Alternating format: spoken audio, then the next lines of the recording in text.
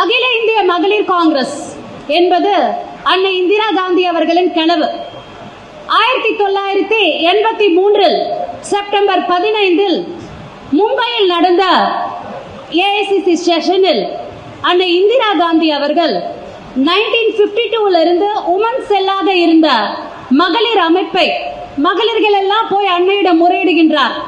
அப்போது ராஜீவ் காந்தி அவர்களும் அரசியலில் எம்பியாக உள்ளார்.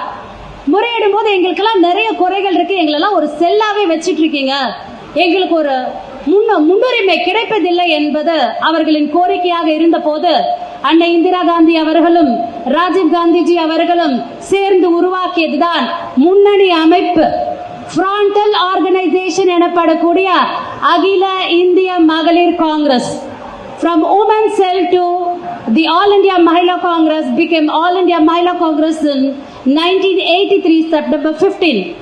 அதன் பிறகு செப்டம்பர் 15 மற்றும் 16 தேதி பெங்களூரில் நடந்த செஷனில் national convention for all India Mahila காங்கிரஸில் அன்னை இந்திரா காந்தி அவர்களும் தலைவர் ராஜீவ் காந்தி அவர்களும் அகில இந்திய மகளிர் காங்கிரசிற்கு ஃப்ராண்டல் முன்னணி அமைப்பு என்கின்ற ஒரு அங்கீகாரத்தை கொடுத்தார்கள்.